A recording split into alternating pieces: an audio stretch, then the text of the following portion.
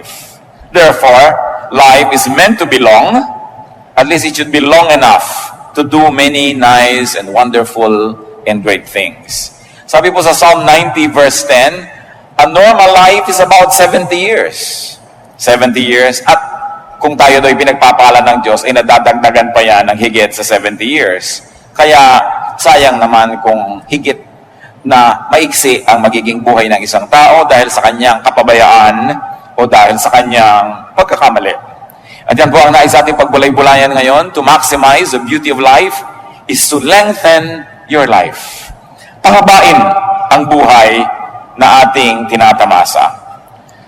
How can you have a long life? How can we lengthen our life? The first and the most important thing to do is to love God. Mahalin ang Diyos.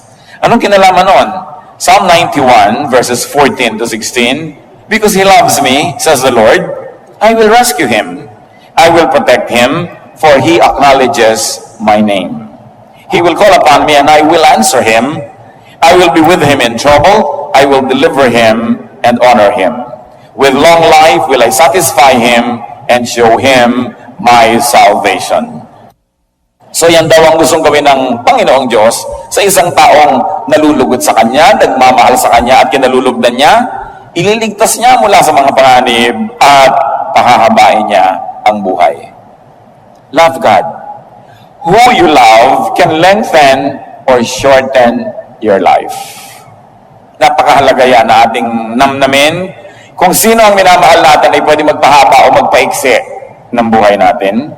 And when we add, whatever you love can lengthen or shorten your life. Ano bang ating hilig sa buhay? Ano bang gusto natin mga libangan, hobbies? Ano bang ating uri ng pamumuhay, ng lifestyle? Yan yung nakakapagpahaba at nakakapagpaiksi. Magamat, ang itinakda ng Panginoon ay isang buhay na mapayapa, mahaba at mabunga para sa lahat, pero tayong tao ay binigyan niya ng free will. Kaya meron tayong participation kung umiiksi o humahaba ang ating buhay. Kaya dapat may ginagawa tayong tama. At una dyan, love God. Then obey God's teachings and commands. Isang napakalakas magpahaba ng buhay, yung masunurin. Nakita niyo po yung pag-inom ng gamot, kung sinusunod niyo yung dosage, humahaba ang buhay niyo. Pero huwag niyong sundin yan, katulad ng isang totoong kwento na nangyari sa Pampanga. Isang ina, sabi ng doktor, bilhin niyo po ang lahat ng gamot na ito at ipainom niyo lahat sa anak niyo. Kasi alam ng mga doktor, yung habit ng iba ay pag medyo gumaling-galing na, titigilan ng pag-inom ng gamot. Binili nga ng masunuring ina at ipinainom ng lahat, sabay-sabay. Namatay ang bata. Totoong kwento. Hindi sumunod sa instruction ng doktor. Eh kung tayo susunod sa instruction ng doktor ng mga doktor, sa kanyang ipinagagawa sa atin kung anong dapat ginagawa, kailan, anong hindi dapat ginagawa, hindi hahaba ang ating buhay.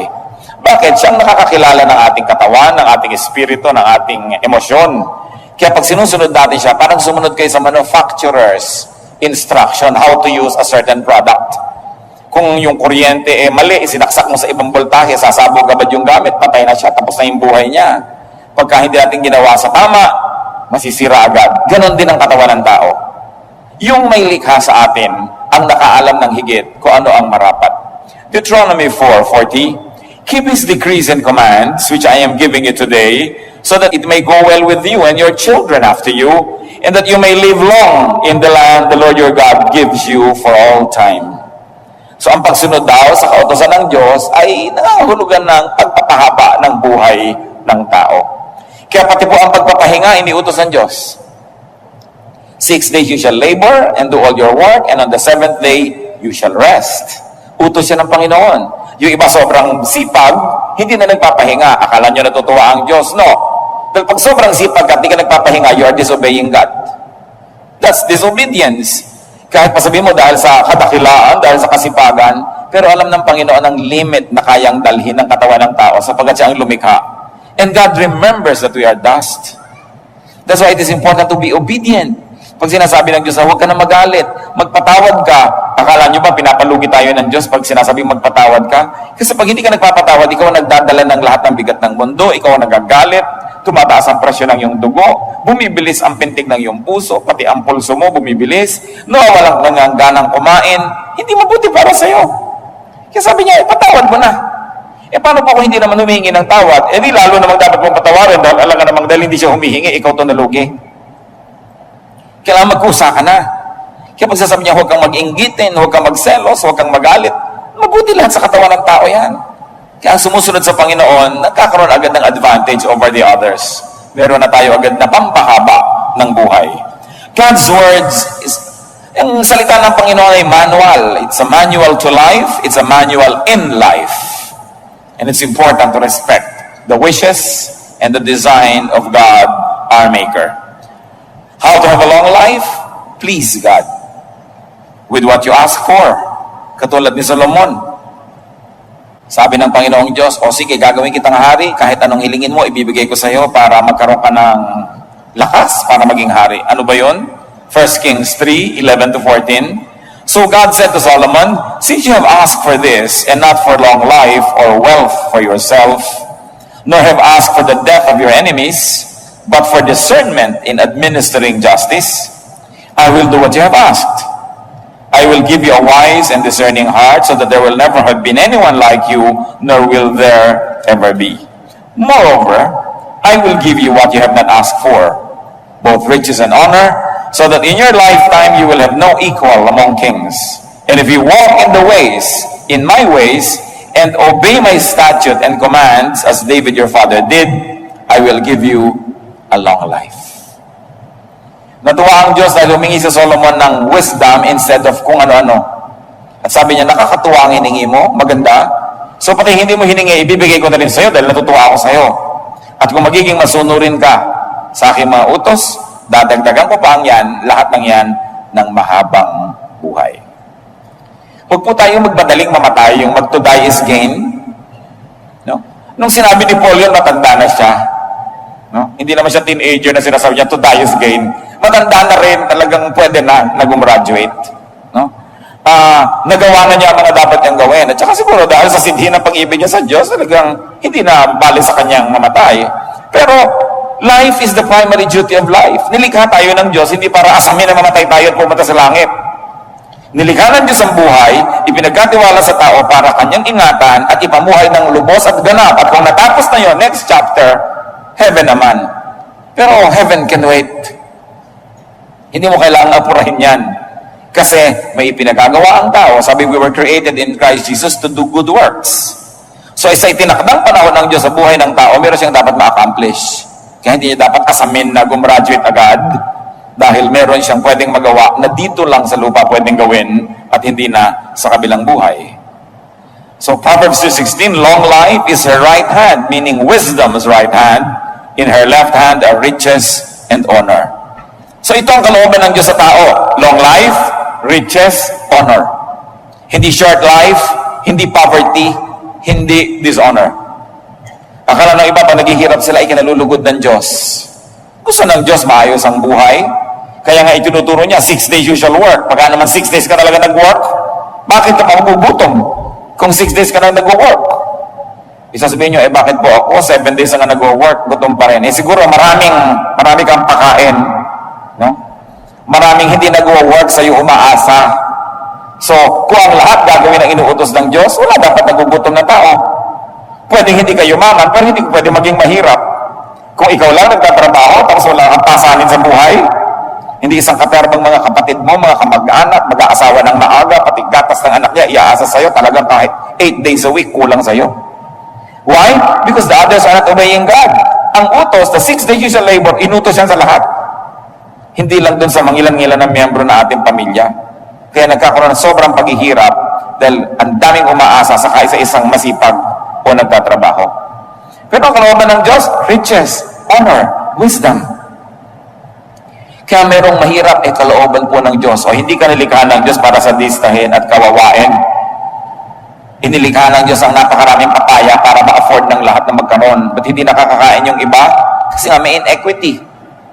May inequality in terms not only of wealth distribution but also in distribution of labor. Pero ang lahat ng yan, napakaraming pagkain ng mundo, maraming nasasayang lang nga eh. Hindi nilikhaan ng Diyos ang tao para mahirapan. Ecclesiastes 2:26, to the man who pleases Him, God gives wisdom, knowledge, and happiness. So ang buhay din ay para maging masaya tayo. Huwag kayong mag-guilty. Kung mo kayo religious, dapat malungkot. But to the sinner, He gives the task of gathering and storing up wealth to hand it over to the one who pleases God. You want to have a good life? Unahin ninyo, please God. Pag natutuwa sa inyo ang Diyos, sinong pwedeng pumigil sa Kanya na pagpalain kayo? Sino? Sagot siyempre, wala. Ngayon, kung hindi natutuwa sa inyo ang Diyos, sinong pwedeng pumilit sa Kanya na pagpalain kayo? Wala rin. So dapat ang ating layunin to please God. Because with God, nothing is impossible. Pag inuuna natin na siya ibigyan ng kasiyahan, mano ba naman nabigyan niya tayo ng mga bonus sa buhay? Na siya rin naman ang may kagustuhan na tamasahin natin. God doesn't have to be convinced to be good because God is good. Naturally good.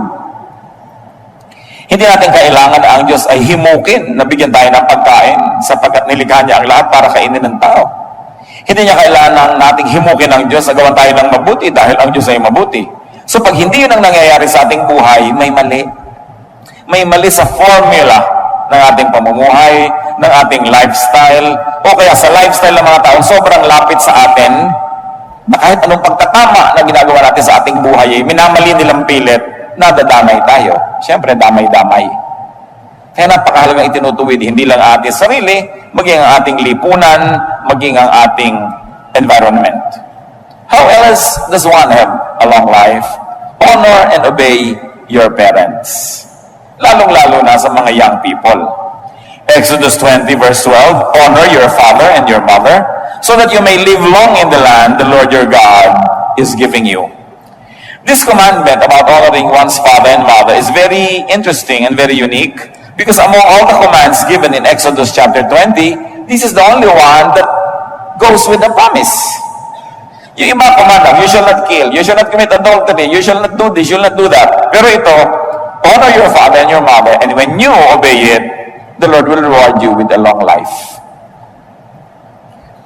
Mga kabataan, lalo na yung mga wala pang asawa, kung pipili kayo ng mapapangasawa, isa ang unahin ninyong tingnan, ha? Kung mabuti siyang anak. Yun. Hindi kung 36, 26, 36, dahil after 10 years, 36, 36, 36 na yan. Baka 42, 42, 42 pa. Napakadaling mawala ng ganda. Kahit marunong, napabuk lang yan na amnesia, wala na rin niyang alam. No?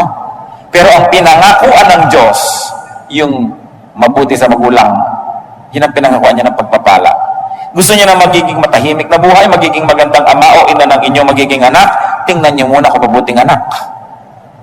Kung pabalang-balang sumagot sa magulang niya, tapos pagkakaharap ka, akala mo bulaklak na hindi makalabit, naku, arte lang yan. Kung ang sariling magulang na pinagmulan niya ay kanyang susuwailin at di niya gagawa ng mabuti, makakaasa ka ba na magiging mabuti sa iyo yan? Titingnan ninyo kung mabuting anak. Yun ang una ninyong titingnan. Kasi may pangako ang Diyos sa mga mabubuting anak. At madadamay kayo doon. Kung siya hindi mabuti, damay kayo. Kung siya mabuti, kasali rin kayo sa pagpapala dahil magiging kabiyak niya sa buhay. Ephesians 6:2-3, honor your father and mother, which is the first commandment with a promise that it may go well with you and that you may enjoy long life on the earth. Bakit nakakapagpahaba ng buhay ang masunurin sa magulang? Dahil sino ba namang magulang magsasabing, anak, eto, mag-smoke ka na. No? O ito, maglasing ka na, anak. Eto, drugs, ibinili kita. Huwag kang pumasok, umabsent ka, magpuyat ka. Sumali ka sa mga dangerous games, anak, maganda yan. Diba? Magpagabi ka, kagabi-gabihan na sa kalsada. Sinong magulang ang magsasabi niyan? Diba ang magulang lalo kang inilalayo sa panganib? Kaya pag masunurin ka, 1/2 na ng panganib na tanggal sa buhay mo. Dahil sino bang magulang ang magsusuong sa'yo sa panganib, liban na lang meron siyang mental illness. So, sumusunod ka pa lang, practically speaking, lumalayo ka na sa maraming gulo. Meron pang hindi lang practical, yung beyond practical, yung natuwaan Diyos sa'yo. Kaya lalo kang pinagpapala. Parental teaching is next to God's Word in sincerity, in concern, and in wisdom.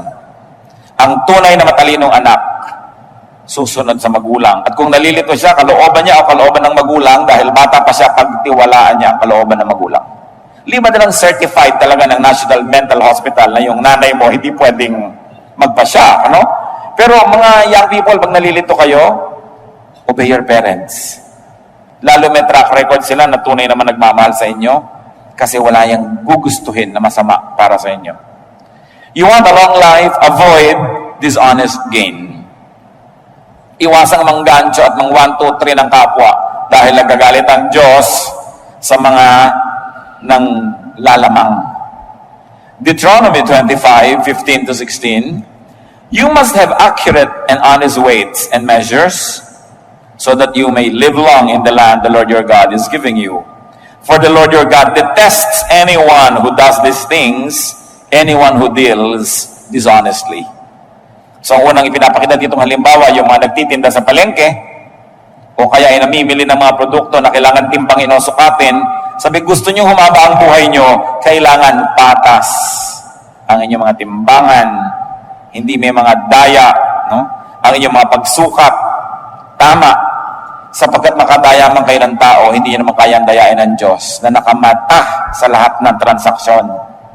Sabi niya, binibigyan niya ng mahabang buhay yung nakakalugdan niya. Gusto niyong humaba ang buhay niyo, huwag kayong mandaya ng kapwa. Sasabihin niyo, bakit yung isa namin nakakilala ang daya-daya, humaba ang buhay? Pwede yon, pero ano naman yung quality of life? Kung minsan ang dami mong dinaya at lahat ng inipon mo, gagamitin mo lang sa isang pagpapagamot na isang grabing sakit na ubos din, marami pang galit sa'yo.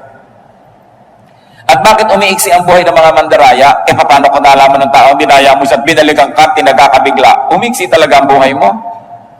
Dahil humahanap ka ng gulo pag nandadaya ka.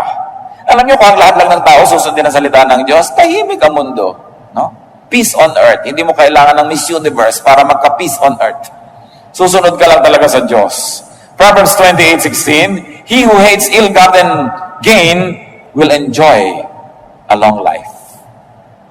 Yan daw mga namumuhi sa mga tinutubo sa pandaraya, magkakaroon ng mahabang buhay. Honesty pleases God. Honesty keeps you away from troubles with men, therefore you will have a long life. And you want long life, be fruitful. Produced, honest gain. Alam niyo kung sino lang yung gustong mamatay na? Yung walang magastos. No? So kung ikaw productive, pag may sakit ka, may pambili ka ng gamot, may pampadoktor ka, naiinip ka, may panglibang ka sa buhay, may gusto kang tulungan, natutulungan mo, ayaw mo pang mamatay. Nakita niyo yung mga pharaoh, yung mga emperor, yung lahat mga hari at mga reyna, kutak-kutak at mga elaborate na ritual pag sila'y namatay kasi gusto nilang ituloy pa yung buhay nila next life kasi enjoy sila eh. Pero yung mga slave, naku, gusto na nang mamatay agad dahil yun na lang ang pag-asa nila makatakas sa hirap. So pag tayo po, mabunga sa buhay, dahil marami kang tinatangkilik, marami kang na-enjoy, you naturally want to extend life. That's why to be fruitful, you will naturally position yourself to love life.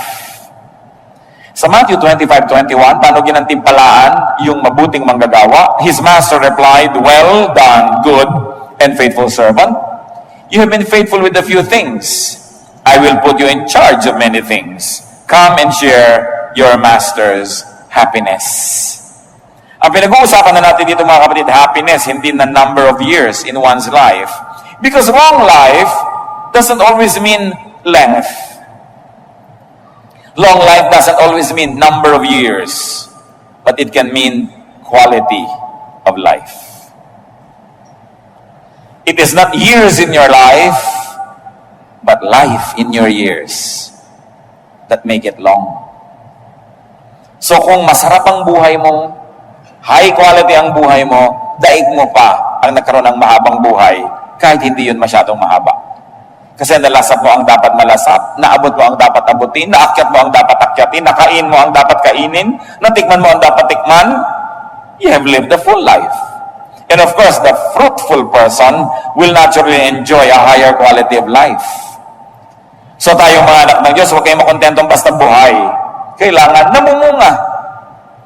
Hitik na hitik, mabulaklak, mabango, humahalimuyak, maganda, makulay.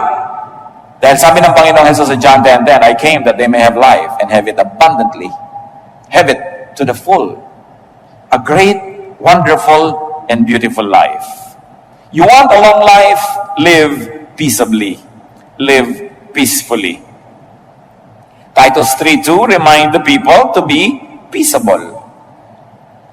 Huwag palaaway. Gaano karaming tao ang palaaway na agad-agad na putol ang buhay. Interrupted ang life nila because they cross paths with another equally troublesome person.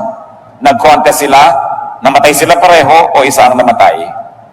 Yung mga mainitin ng ulo, hindi marunong magbigay sa kapwa, lagi nang nagagalit, naghahari-harian, naghahanap ito na umiksi ang kanyang buhay.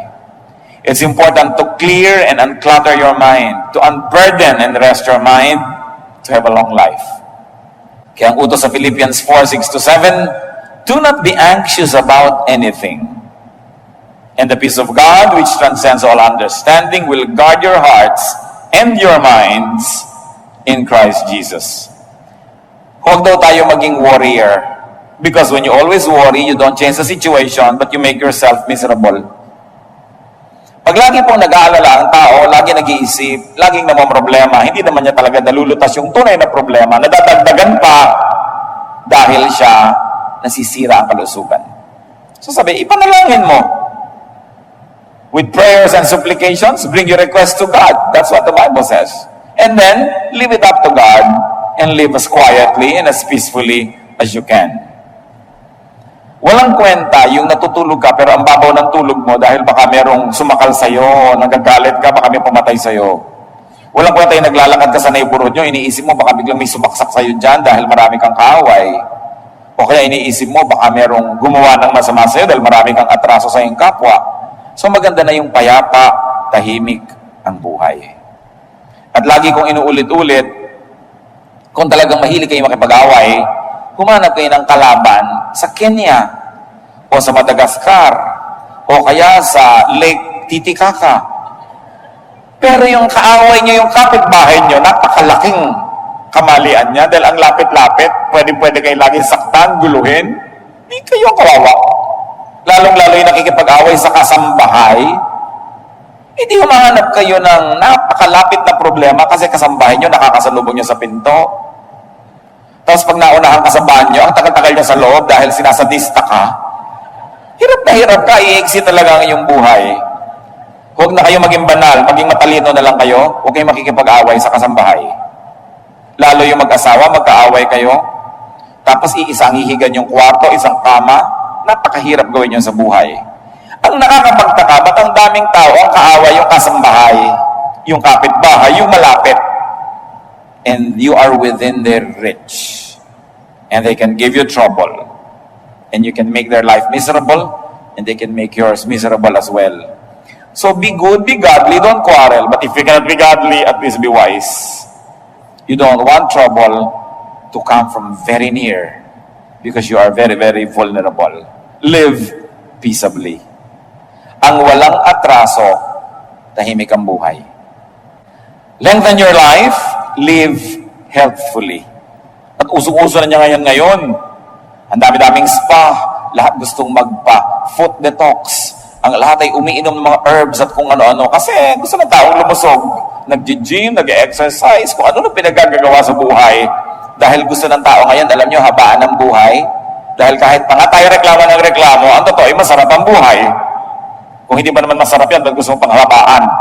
No? So hindi dapat reklamo ng reklamo ang tao, and live healthfully. Take care of your body.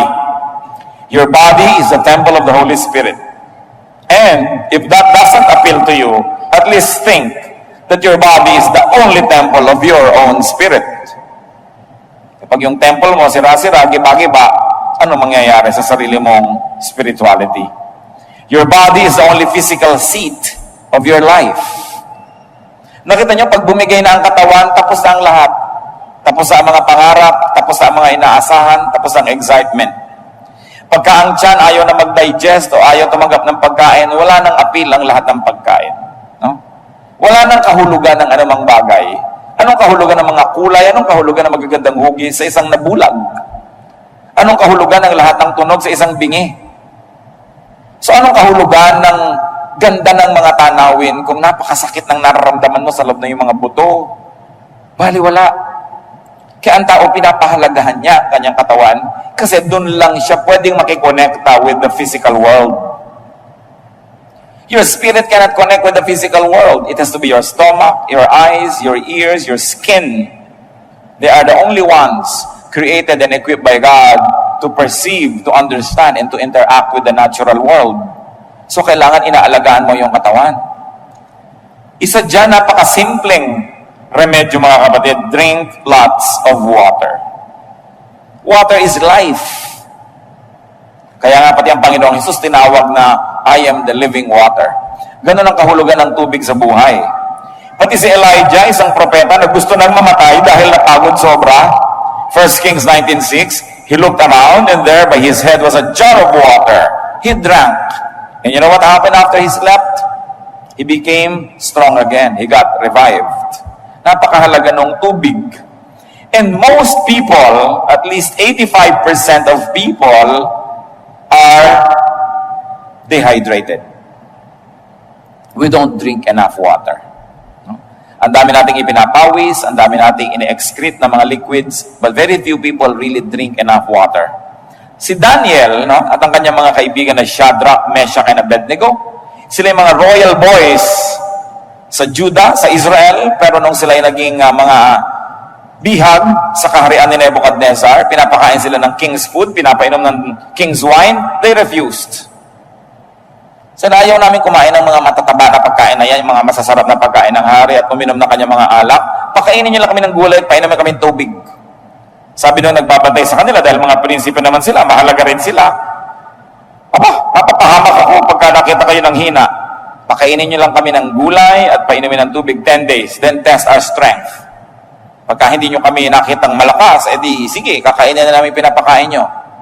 At sinubok nga yun at nakita sila higit na malakas. Kaya doon sa kumakain ng karami-raming rich foods and rich drinks. Daniel 1:12, please test your servant for 10 days. Give us nothing but vegetables to eat and water to drink. At hindi sila nalugi. Napakahalaga na umiinom ang tao ng tama. Many drinks are time-released poison. Sa mga hapagkainan, nakikita mo kung minsan kung ano pinapainom ng host, hindi mabuti sa tao, although masarap sa bibig, masarap ang lasa, masarap hanggang dito lang sa dila. Paglampas sa lalamunan, laso na. Kaya kailangan sinusuri ng tao at inuuri kung ano ang kanyang pinag-iinom sa buhay. Yung mga tubig na kinulayan ng mga madidilim na kulay, nilagyan ng isang katerbang asukal, ang mahal-mahal pa. Nakakabuti ba yan sa tao? Eat lots of clean vegetables, but drinks lots of water. So eat lots of vegetables and green leaves. Ganyan ang nakita natin halimbawa sa Biblia eh. Ang Panginoong Diyos, nung nilikha niya si Adan at si Eva, at tinuruan niya ng kung anong pwedeng kainin, anong sabi niya? All the fruits here you may eat. Right? Except one. So ang tunay na original na kagustuhan ng Diyos sa kainin ng tao, bungang kahoy. Hindi sinabing, yung ahas, kainin ninyo, yung ibon, kainin ninyo. Hindi, later lang nangyari yon. Pero yung unang-unang sinabi ng Diyos, ito, you are free to eat any of the fruits. Ibig sabihin, it comes from the plant kingdom, yung food ng tao, not from the animal kingdom. Noon lamang ang tao ay bumagsak at nagkasala, yun yung naisipang unang kainin, no? Yung mga kung ano-ano. Daniel 1:15-16, at the end of 10 days, they looked healthier and better nourished than any of the young men who ate the royal food. So the guard took away their choice food and the wine they were to drink and gave them vegetables instead. Ang sarap-sarap sigurong maging mahilig ka sa gulay, no? I was talking to one Chinese health practitioner. Sabi niya, you want a healthy life? Sabi niya ganon. 1:4. 1 portion meat to every 3 parts vegetable. No? Sabi ganon. At most. Sabi niya ganon. Dapat 1 portion. 25% lang. Hindi yung puro karne, tapos wala kang kagulay-gulay na kinakain. Diba? pumunta na siya, tapos kinain mo pa lahat, ang bituka, ang dugo, ang lungs, ng hayop. Kinain mo na lahat, wala kang na pinalampas. No? So, ano nangyari? Kaya ipinagbabawal sa Biblia rin yung pagkain ng dugo. Di ba pag gusto nyo malaman kung may sakit kayo, anong gagawin sa inyo? Blood test. Kasi nasa dugo yung sakit. Tapos kayo kakainin mo. No? Hindi naman natin sasabihin, huwag mong gawin yan. We have liberty to make a choice. Pero isip-isipin mo naman ang pinagagagawa natin sa buhay. Ezekiel 47:12, fruit trees of all kinds will grow on both banks of the river. Their leaves will not wither, nor will their fruit fail. Their fruit will serve for food, and their leaves for healing. Nakita niyo yung ipinasabi na mangyayari na bagong buhay, bagong mundo, bagong paraiso ng tao. Sabi ko na, ang kakainin muli, prutas. Paano ka nagkakaibiganan ng cobra kung gusto mo siyang iihaw? No? Paano ka naman magiging kaibigan ng mga hayop kung gusto mo siyang gawing pork chop? No? So, hindi magiging tahimik ang buhay mo. So, sabi niya, leaves for healing. So, nasa dahon ang mga pagpapagaling sa tao. You want to be literal? Think herbal. No? Na talagang nasa mga dahon, napakasarap na kinakain mo yung mga green leafy vegetables. Grade 2 pa tayo, tinuturo na yan na eat green leafy vegetables. No? Pero yung bang ginagawa natin sa buhay? And when you have to fast, fast correctly. May tao po nag-fast, ginaya si Jesus 40 days, namatay. Sa Diyos ko, bakit po ako namatay? Ba't mo ginagaya si Jesus? Si Jesus ka ba? Diba? Hindi ka naman pinag-fast ng 40 days Di patako ka na rin, gayahin mo na siya ng lubos. No? So, sabi sa Matthew 6:16-18, when you fast, do not look somber as the hypocrites do. Put oil on your head and wash your face, so that it will not be obvious to men that you are fasting. In other words, there's a correct way to fast, and there's an incorrect way. So kung talagang convinced ka na magpa-fast, at least get medical advice. Kakayanin ba ng katawan mo yan? Makakabuti ba? Kasi up to a point, it's really good to fast because your body uses your stored energy. Sabi po nila, pag kumain ng tao sa gabi at natulog na siya, titigil ang buong metabolism, so lahat ng kinain niya magiging taba. No? Dahil hindi naman nagamit Kaya yung iba gusto nila talaga, no eating after 6. Kasi sabi nila, it takes 3 hours to fully digest food. So pagkakain mo, dapat 3 hours ka pang gising bago ka matulog. Pero kung matutulog ka na mamaya, kumain ka pa sa katerba, magiging taba lang yun. Hindi mo magagamit. Yung after 6. Yung iba naman, ang dieta nila, after 6 courses. Tsaka pala sila titigil. Kaya talagang hindi natabla-tabla ng anumang dieta. But correct timing, correct bodily condition, motive and technique will also be good if one fasted. Pero dapat tama pati yung motivation. Hindi lang para ipagyabang mo nag-fast ka o dahil lahat may magpa-fast, sasali ka. Dapat may personal conviction. Hindi lang nakikiuso. Take your medication. Yung iba kung naging Christian, ayaw nang uminom ng gamot. Hindi, pagagalingin ako ng Diyos. Well, pwede kang pagalingin sa himala. Hindi naman talaga imposible yon. Pero pwede ka lalong pagalingin kung uminom ka ng gamot mo. Lalo tama yung gamot mo at tama naman yung prescription. Si Timothy nga anong payo ni Paul? Dahil hindi matanggal-tanggal ang kanyang sakit ng tiyan, 1 Timothy 5:23, stop drinking only water and use a little wine because of your stomach and your frequent illnesses. So nagpayo si Paul na huwag lang tubig ang inumin, uminom daw ng wine. Alam niyo naman ang wine kasi cleaner than water in many parts of the world, especially during the ancient times. So sabi niya, huwag ka na lang inom ng mga tubig may mga butete, mga tubig na may mga nakatirang palaka, etc., etc. Dahil kaya hindi ka na gumaling-galing. Uminom ka na lang ng wine at tanggalin mo yung arte mo na Christian kahit hindi ka umiinom niya. Dahil inang makakabuti sa iyo sa kayong kalagayan ngayon. No? So, yung mga tao rin, pinaresetahan tayo ng gamot. Kung sa palagay nyo makakabuti sa inyo at ang nagreseta sa inyo ay kapanipaniwala, bakit hindi? Bakit yung papaghihimalain ng Diyos samantalang pag ininom niya yung gamot, gagaling na kayo? Di mas madali, di ba? So, do what is easier. Use plants for medication, by the way. Isaiah 38:21, Isaiah had said, prepare a poultice of figs and apply it to the boil and he will recover. So So sabi ko noon, pag samasamahin ninyo yung mga dahon-dahon, mga halaman, at pagkatapos idurog-durugin ninyo at itapal ninyo sa inyong mga may kikekwek para kayo gumaling. So huwag niyong nilalait-lait yung mga damo-damo, mga herbs, kasi maging yung si Isaiah, ayan, herbularyo. Huwag lang may mga bulong-bulong, no? Yung mga leaves and roots. Kasi inilagay na ng Diyos sa halaman lahat ng kailangan nating nutrient, lahat ng kailangan nating gamot, lahat ng kailangan nating katawan. Kumisa nga, hindi mo na kailangan yung mga artificial western medicines, no? Kung alam mo lang ang herb na yung dapat gamitin. Pero anong ginagawa ng marami, nilalait-lait nila yung traditional herbal science ng kanilang lahi. Then they abandon all of these natural healing elements at ang gusto nila puro western medicine. Well, western medicine works, but up to a point, because of the specialist orientation ng western medicine, kung ginagamot ko ang iyong puso, tatambakan kita ng kung ano-anong gamot at wala akong pakialam kung nagka-problema ang kidney mo. Diba? Kasi puso mo ang pinapagaling ko. Kasi sa western medicine, kapra-kapraso, bahagi, hindi sila holistic. No? Hindi katulad ng eastern medicine, even Philippine, Chinese, traditional Asian medicine, buong katawan ng tao kasama sa piniisip, hindi lang yung parte-parte. Kaya ang masama kumisan, pag sobra kang dependent sa western medicine, gumaling nga yung original sakit mo, pero may komplikasyon sa ibang bahagi. No? Kasi, para kang may ipis sa noo, binaril yung ipis, patay ang ipis, butas ang noo mo. Maraming ganon din yung mga kuminsan nagkikimo, kuminsan ay nagra-radiation, yung original complaint, nalulutas for a while, pero may ibang komplikasyon na nangyayari sa iyong katawan.